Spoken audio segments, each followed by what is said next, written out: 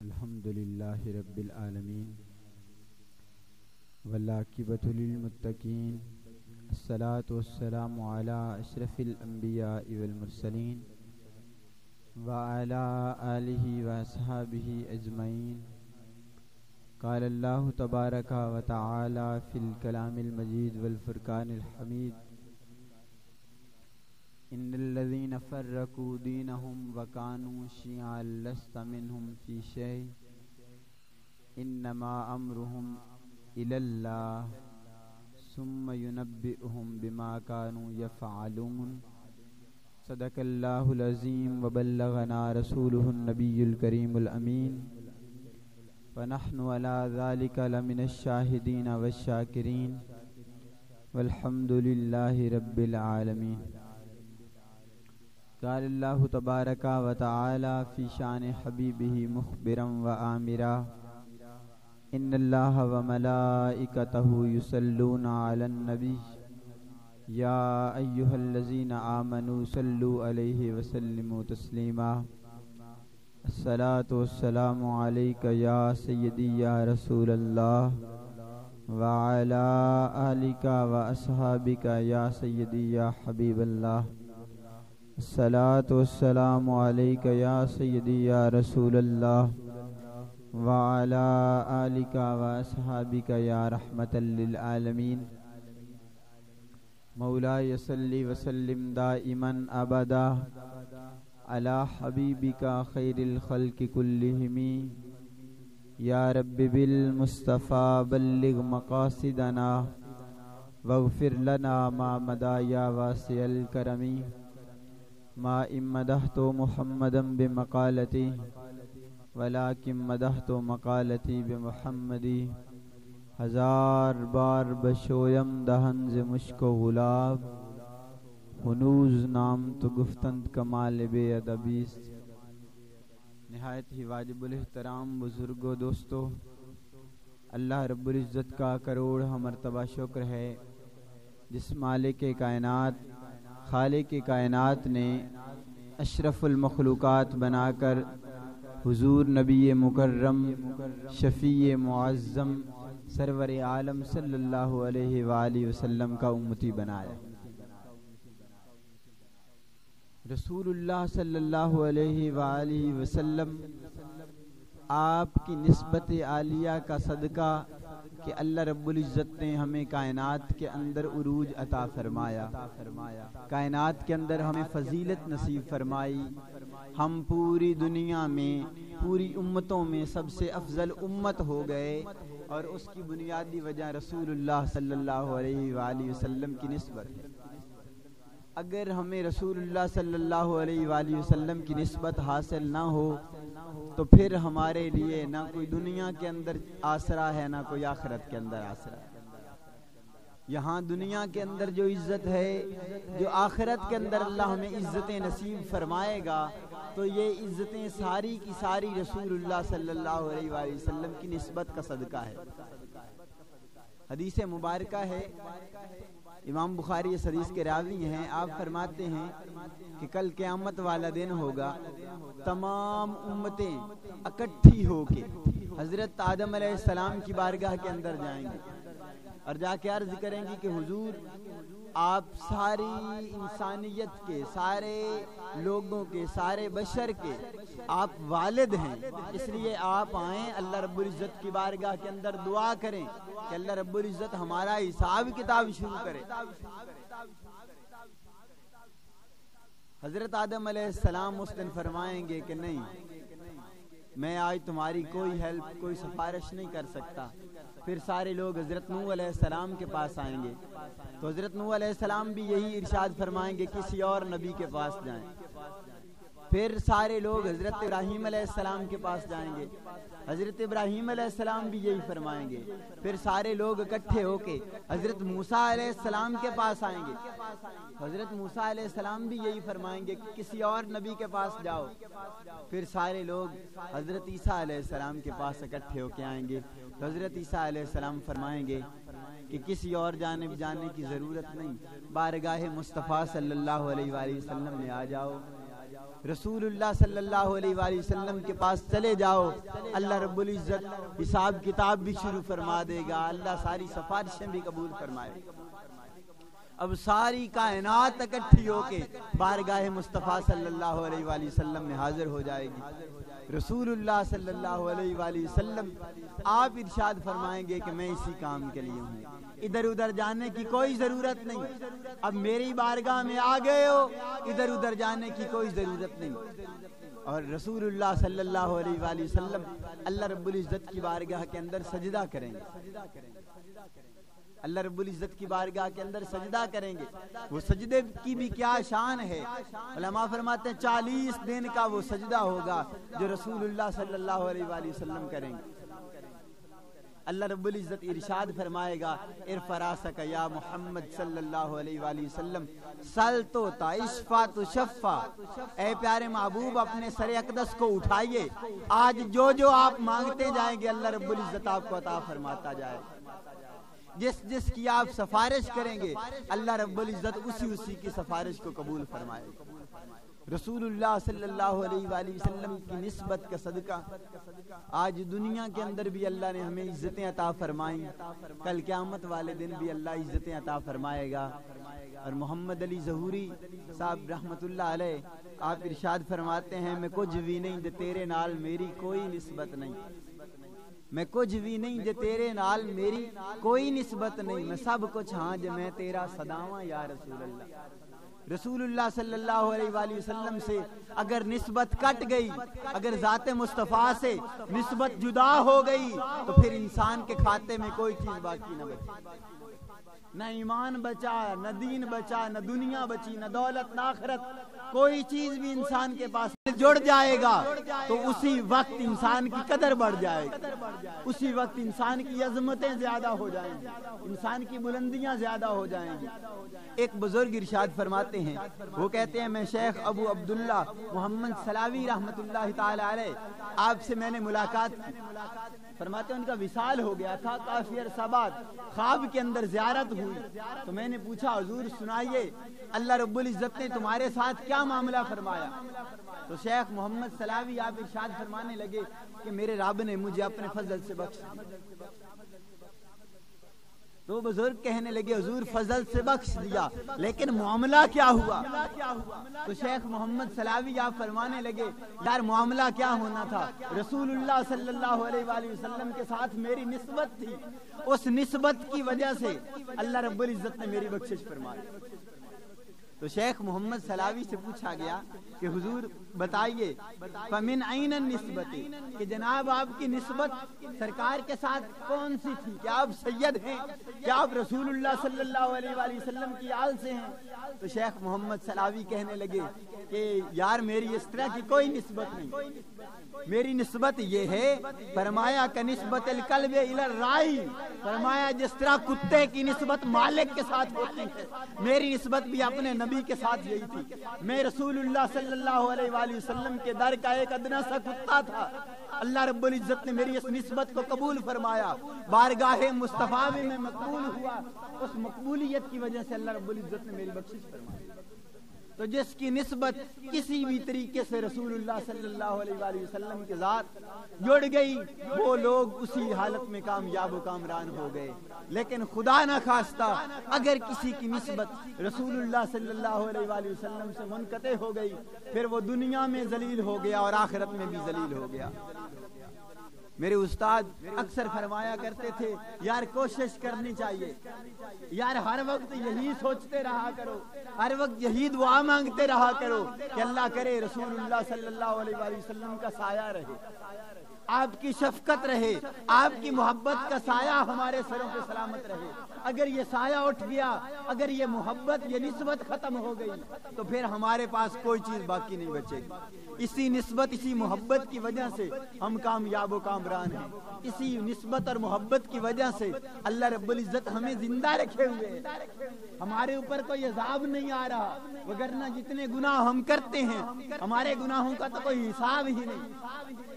جس قدر ہم زیادہ گناہ کرتے ہیں، لیکن اس کے باوجود اللہ رب العزت ہم پہ کرم فرماتا ہے، اور وہ کرم فرمانے کی بنیادی وجہ وہ رسول اللہ صلی اللہ علیہ وآلہ وسلم کے ساتھ ہماری نسبت ہے۔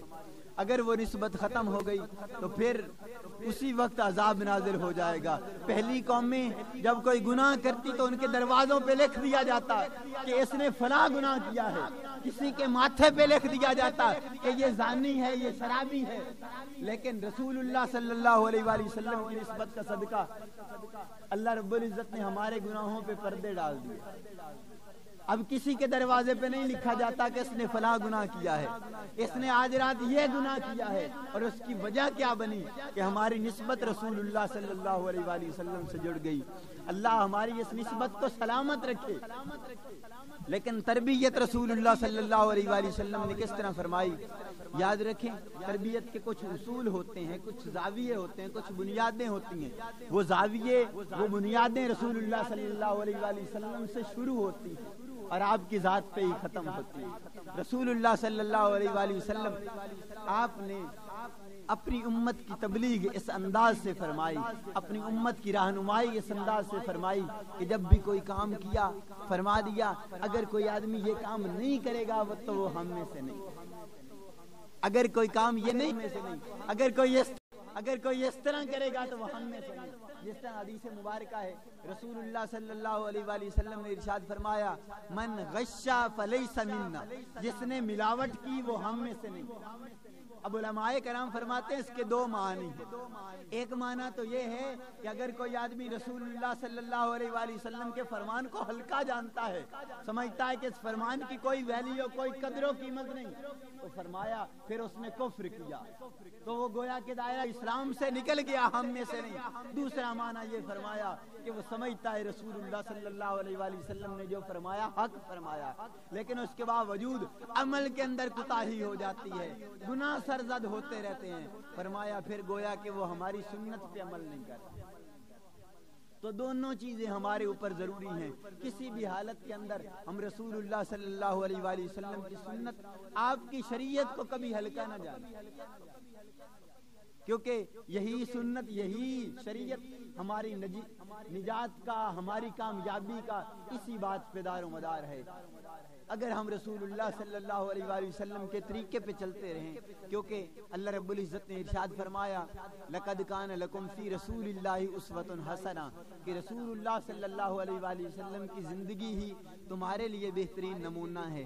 ہم اگر کسی دوسرے نمونے کو تلاش کرنا شروع کریں گے تو پھر ہمارے لیے تباہ و بربادی ہے۔ ہمارے لیے بہترین نمونہ، ہمارے لیے ذریعہ نجات وہ رسول اللہ صلی اللہ علیہ وآلہ وسلم کا اسوہ کامل ہے۔ تو ہمیں چاہیے کہ آپ کے اسوہ کامل پہ چلتے ہوئے ہم اپنی زندگیاں بسر کریں، ہم اپنی زندگیوں کو گزاریں، تاکہ اللہ رب العزت ہم پہ اپنا خاص لطف و کرم فرماتا رہے۔ تو سب سے پہلی چیز جو آج کی ضرورت ہے، اس حوالے سے سب سے پہلی چیز فرمایا کسی ظالم کی مدد نہ کی جائے۔ رسول اللہ صلی اللہ علیہ وآلہ وسلم کی حدیث ہے، سرکار نے ارشاد فرمایا انصر اخن ظالمن او مظلومن، فرمایا کہ اپنے بھائی کی مدد کرو، چاہے وہ ظالم ہو چاہے وہ مظلوم ہو۔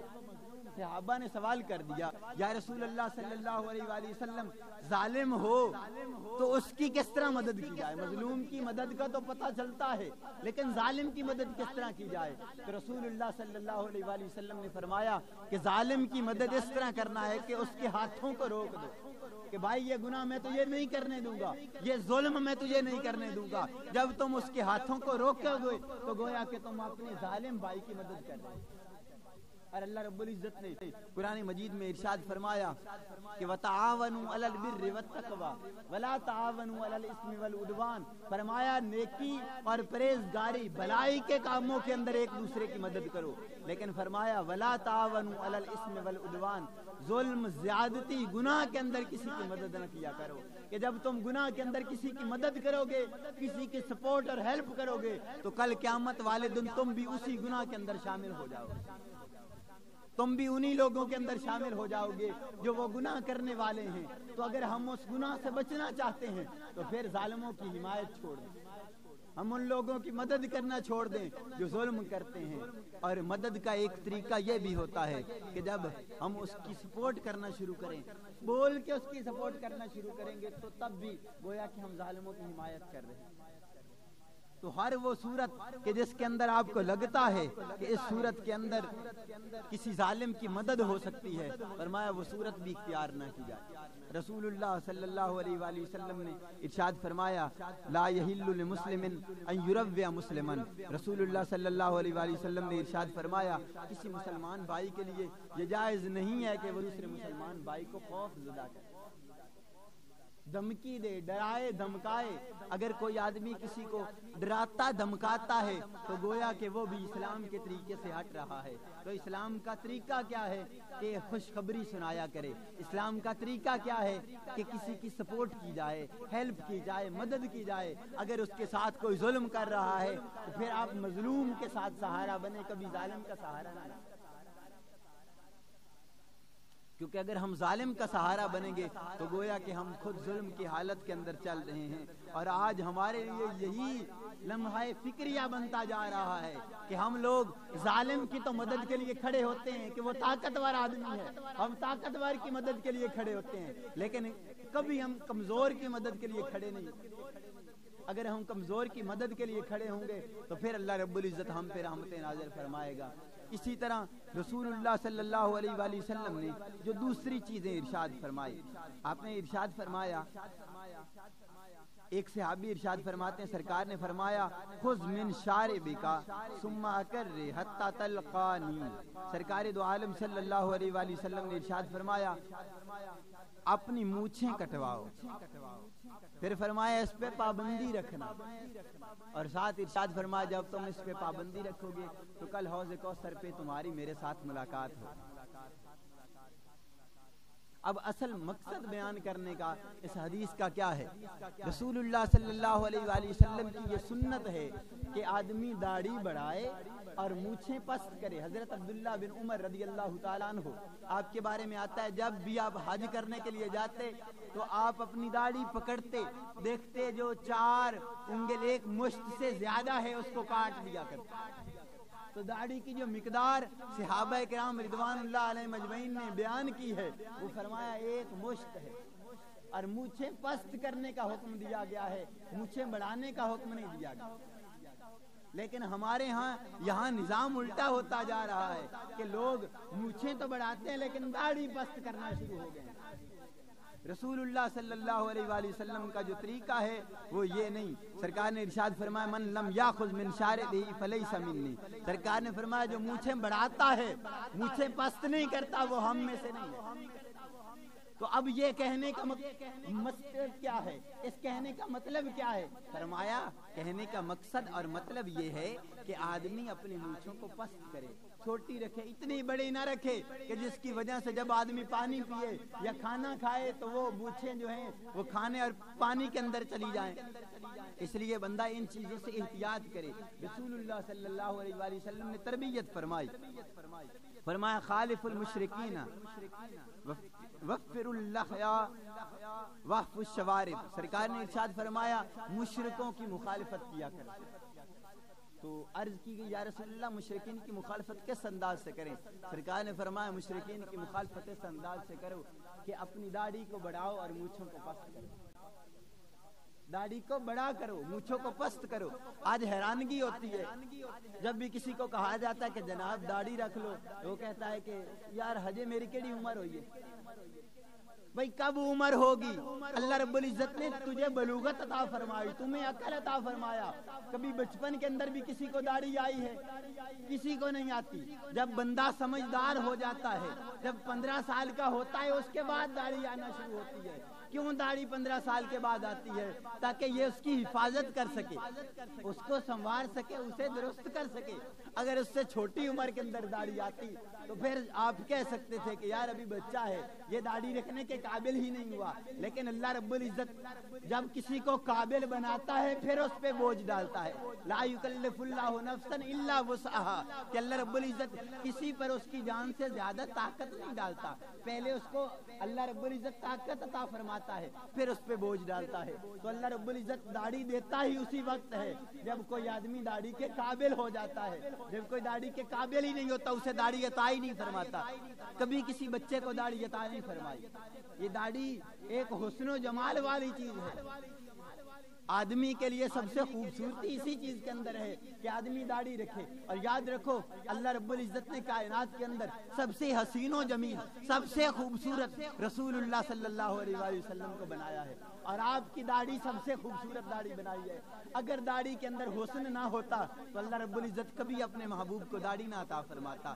داڑھی عطا فرمائی اس لیے کہ رسول اللہ صلی اللہ علیہ وآلہ وسلم سب سے خوبصورت۔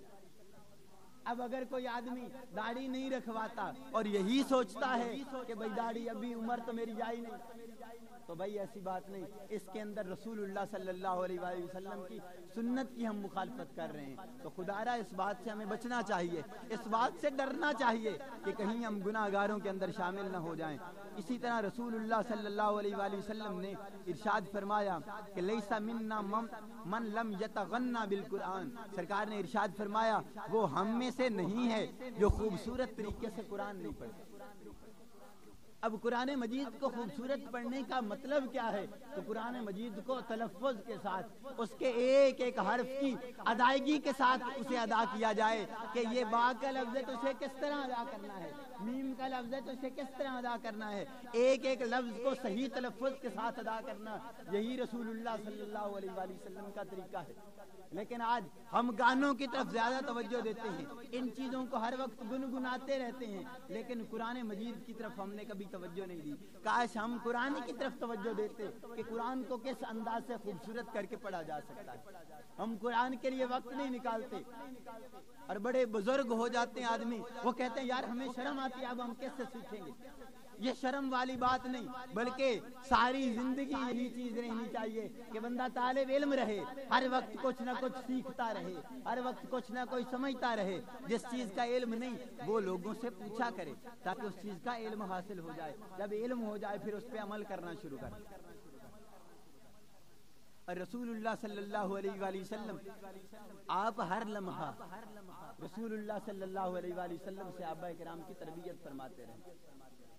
کتنے اولیاء، کتنے علماء ہوئے جنہوں نے پچھلی عمر کے اندر آ کے توبہ کی، توبہ کر کے پھر داڑھی رکھی، پھر علم دین سیکھنا شروع کر دیا، قرآن سیکھنا شروع کر دیا، قرآن کے مسائل سیکھنے شروع کر دیے۔ تو پھر اللہ رب العزت نے ان کی عمروں کے اندر، ان کے رزق کے اندر، ان کے جان و مال کے اندر اللہ رب العزت نے برکتیں پیدا فرما دی۔ شیخ سعدی شیرازی رحمت اللہ تعالی علیہ، آپ کے بارے میں آتا ہے کہ 40 سال عمر گزر گئی، تو ایک دن آپ دیکھتے ہیں کہ ایک ٹینکی سے پانی بہ رہا ہے اور ٹب کے اندر پانی جا رہا ہے، وہ ایک ایک قطرہ پڑتا رہا، وہ ٹب پانی سے بھر گیا۔ تو شیخ سعدی اپنے آپ کو مخاطب کر کے فرمانے لگے، سعدی اگر تو بھی اس طرح دین سیکھتا تو آج تیرا برتن بھی علم دین سے بھر جاتا۔ تو شیخ سعدی شیرازی رحمت اللہ تعالی علیہ، آپ نے اسی دن سے علم حاصل کرنا شروع کر دیا، پھر 40 سال تک علم حاصل کرتے رہے۔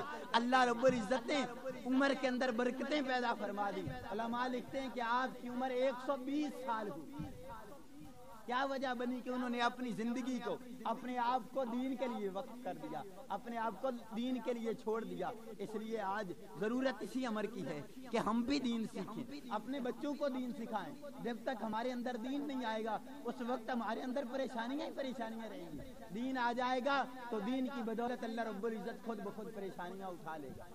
سرکار اکثر یہ فرماتے ہیں کہ جب کسی کے گھر کے اندر پریشانی ہوتی ہے تو وہ بچوں کو لے کے جاتے ہیں کہ آؤ ہمارے گھر قرآن پڑھو، تاکہ ہمارے گھر قرآن کی وجہ سے پریشانیاں ختم ہو جائیں۔ تو پھر جس گھر کے اندر ہمہ وقت لوگ قرآن پڑھنے والے ہوں گے، جو قرآن سیکھنے والے ہوں گے، تو اس گھر کے اندر پریشانی آ سکتی ہے؟ کبھی پریشانی نہیں آ سکتی۔ اس لیے ہمیں قرآن کی طرف توجہ کرنے کی ضرورت ہے، قرآن سیکھنے کی ضرورت ہے، اور صحیح انداز سے صحیح تلفظ کے ساتھ سیکھنے کی ضرورت ہے۔ پھر اسے صحیح انداز سے پڑھنے کی ضرورت ہے۔ اگلی چیز جو رسول اللہ صلی اللہ علیہ وآلہ وسلم نے ارشاد فرمایا لیس منا من لم یجل کبیرنا ولم یرحم کبیرنا ویعرف لعالمنا حقا، فرمایا وہ ہم میں سے نہیں ہے جو بڑوں کی عزت نہیں کرتا، جو چھوٹوں پہ رحم نہیں کرتا، جو علماء کی قدردانی نہیں کرتا۔ یہ تین چیزیں رسول اللہ صلی اللہ علیہ وآلہ وسلم نے ارشاد فرمائی۔ پہلا فرمایا بڑوں کی عزت کرنا، کہ اگر تم کسی بڑے آدمی کو دیکھو تو اسے راستہ دے دو، اسے آگے چلنے دو، بڑے آدمی کے پیچھے پیچھے چلا کرو، کہ اگر تم بڑے بزرگ کے آگے چلو گے تو گویا آگے چلنا یہ بھی ایک قسم کی بے ادبی ہے۔ پھر رسول اللہ صلی اللہ علیہ وآلہ وسلم نے تربیت فرمائی۔ دوسری بات یہ ہے کہ بزرگوں کی قدر اس لیے بھی کرنی چاہیے کہ یار یہ عمر میں مجھ سے بڑا ہے تو اس کی نیکیاں بھی مجھ سے زیادہ ہیں۔ فرمایا چھوٹوں پہ شفقت اس لیے کیا کرو کہ یار یہ بچے ہیں تو چونکہ ان کی عمر تھوڑی ہے اس لیے ان کے گناہ بھی تھوڑے ہوں گے۔ اور تیسرا فرمایا علماء کی قدر کیا کرو، کیوں؟ اس لیے کہ وہ لوگ ہیں کہ جن کی وجہ سے اللہ رب العزت نے تمہیں دین دیا ہے، جن لوگوں نے محنتیں کی اور تم تک دین پہنچایا، تو ان کی بھی قدر کیا کرو، ان کی قدردانی کیا کرو۔ اور یہ علماء کرام اللہ رب العزت نے انہی کی وجہ سے ہمیں دین عطا فرمایا، ہمیں دین کی سمجھ بوجھ عطا فرمائی، لیکن ہم نے علماء کرام کا قدر کرنا چھوڑ دیا۔ تو آج اگر ہم علماء کرام کی قدردانی کریں گے، ان کے پیچھے چلیں گے، ان کے مطابق چلیں گے، تو پھر اللہ رب العزت ہمیں بھی بلندیاں عطا فرمائے گا۔ اس کے بعد رسول اللہ صلی اللہ علیہ وآلہ وسلم نے جس امر کی طرف اشارہ فرمایا لعن رسول اللہ صلی اللہ علیہ وآلہ وسلم الرجل یلبس لبسۃ المرأة والمرأة یلبس لبسۃ الرجل۔ دو چیزیں ارشاد فرمایا وہ لوگ، اللہ نے ان مردوں پہ رسول اللہ صلی اللہ علیہ وآلہ وسلم نے ان مردوں پہ لعنت فرمائی جو عورتوں کا لباس پہنتے ہیں، اور ان عورتوں پہ لعنت فرمائی جو مردوں کا لباس پہنتے ہیں۔ مقصد اس بات کا کہنے کا یہ ہے کہ وہ لوگ جو عورتوں کی مشابہت کرتے ہیں کسی بھی طریقے سے، مشابہت کی بھی مختلف طریقے ہیں، یا تو لباس کے اندر کوئی مشابہت کرتا ہے، یا چال ڈال کے اندر کوئی مشابہت کرتا ہے، یا گفتگو کے اندر کوئی مشابہت کرتا ہے، کسی بھی انداز سے اگر کوئی مرد عورتوں کی مشابہت کرتا ہے یا کوئی عورت مردوں کی مشابہت کرتی ہے، رسول اللہ صلی اللہ علیہ وآلہ وسلم نے اس کی لعنت فرمائی۔ اب مشابہت کا طریقہ یہ ہے کہ اللہ رب العزت نے مرد کو حسن و جمال عطا فرمایا، کس انداز سے کہ اسے داڑھی عطا فرمائی، اس کے بال چھوٹے ہونے چاہیے، اور عورت کو مشابہت، عورت کو اللہ نے حسن عطا فرمایا کہ اس کے بال لمبے ہونے چاہیے، اللہ نے اسے داڑھی نہیں دی۔ اب اگر کوئی مرد عورتوں کی مشابہت کرتے ہوئے اپنی داڑھی کو مڑواتا ہے، اور عورت مردوں کی مشابہت کرتے ہوئے اپنے بال چھوٹے چھوٹے رکھ لیتی ہے، اسی طرح اللہ رب العزت نے مرد کو خوبصورت لباس عطا فرمایا۔ تو اگر کوئی عورت مردوں والا لباس پہننا شروع کر دے یا مرد عورتوں والا لباس پہننا شروع کر دے تو یہ چیز تباہی و بربادی کی طرف لے جائے گی۔ اس کے لیے رسول اللہ صلی اللہ علیہ وآلہ وسلم نے ان پہ لعنت فرمایا وہ لوگ جو مردوں کی مشابہت کرتی ہیں عورتیں، اور جو مرد عورتوں کی مشابہت کرتے ہیں، رسول اللہ صلی اللہ علیہ وآلہ وسلم نے ان پہ لعنت فرمائی ہے۔ تو ہمیں اس بات سے بھی بچنا چاہیے۔ مرد کی آواز کے اندر روب اور وقار ہونا چاہیے، عورت کی آواز کے اندر شرم و حیا ہونا چاہیے، لیکن آج دیکھنے کو ملتا ہے کہ عورتوں کی آوازوں کے اندر شرم و حیا ختم ہو گیا۔ صحابہ کرام رضوان اللہ علیہم اجمعین جب رسول اللہ صلی اللہ علیہ وآلہ وسلم کے گھر آپ کے وصال ظاہری کے بعد آتے تو جب کوئی مسئلہ پوچھتے، امہات المومنین اپنی منہ کے آگے ہاتھ رکھ کے آواز نکالتی تاکہ اصل آواز نہ پہنچے۔ حضرت جنید بغدادی رضی اللہ تعالیٰ عنہ آپ سے پوچھا گیا کہ کوئی مرد کسی عورت کو پڑھا سکتا ہے؟ تو آپ نے ارشاد فرمایا کوئی مرد کسی عورت کو نہیں پڑھا سکتا، حتیٰ کہ جو چیز پڑھائی جا رہی ہو وہ قرآن مجید ہی کیوں نہ ہو، اور صحیح بابرکت جگہ پہ بھی پڑھا رہے ہوں تو پھر بھی فرمایا اس چیز سے پرہیز کرنا چاہیے۔ لیکن آج ہم ان باتوں کی طرف زیادہ سے زیادہ بڑھتے جا رہے ہیں۔ پھر اگلی چیز رسول اللہ صلی اللہ علیہ وآلہ وسلم نے جس چیز کی طرف ارشاد فرمایا کہ مرد عورت کی جنس کی طرف زیادہ مائل ہو جاتے ہیں۔ فرمایا جنسی تربیت کی طرف مائل نہیں ہونا چاہیے کہ لوگ آج یہ جو ایکٹ پیچھے پاکستان کے اندر پاس ہوا، پھر پارلیمنٹ نے اور سپریم کورٹ نے اس ایکٹ کی خلاف ورزی اس انداز سے کی اور مخالفت کر کے اس ایکٹ کو رد کیا کہ یہ قرآن و سنت کے مخالف ہے، کیونکہ اس ایکٹ کے اندر بھی یہی چیز تھی کہ کوئی مرد اگر عورت بننا چاہے، کوئی عورت اگر مرد بننا چاہے تو وہ بن سکتے ہیں، لیکن یہ سراسر قرآن و سنت کے مخالفت تھی۔ لیکن آج دیکھیں ہم وہ چیز تو چلو چھوڑ دی گئی، باقی ہر ایک چیز مردوں کے اندر عورتوں والی پائی جا رہی ہے اور عورتوں کے اندر مردوں والی پائی جا رہی ہے۔ تو خدا را اس بات سے بچنے کی زیادہ سے زیادہ ضرورت ہے۔ ضرورت اسی امر کی ہے کہ ہر ایک معاملے کے اندر رسول اللہ صلی اللہ علیہ وآلہ وسلم کی سنت، رسول اللہ صلی اللہ علیہ وآلہ وسلم کی شریعت کے مطابق چلا جائے۔ جب سنت اور شریعت پہ عمل پیرا ہو جائیں گے تو پھر ہم دنیا اور آخرت کے اندر کامیاب ہو جائیں گے۔ اسی لیے علامہ اقبال رحمۃ اللہ تعالی علیہ آپ نے ارشاد فرمایا، وہ معزز تھے زمانے میں مسلمان ہو کر اور ہم خوار ہوئے تارے کے گناہ ہو کر، کہ ہم نے قرآن مجید پہ عمل کرنا چھوڑ دیا، قرآن کی مخالفت کرنا شروع کر دی۔ خدا را آج اگر ہم قرآن مجید کے اور حدیث مبارکہ کے مطابق عمل کرنا شروع کر دیں گے تو پھر اللہ رب العزت ہمیں عروج عطا فرمائے گا، پھر اللہ رب العزت ہمارے اوپر رحمتیں نازل فرمائے گا، ہمیں کامیابیاں نصیب فرمائے گا۔ اللہ رب العزت کی بارگاہ کے اندر دعا ہے کہ اللہ رب العزت رسول اللہ صلی اللہ علیہ وآلہ وسلم سے ہمیں پکی اور سچی نسبت عطا فرمائے اور آپ کی سنت و شریعت پہ عمل کرنے کی توفیق عطا فرمائے۔ وما علینا الا البلاغ۔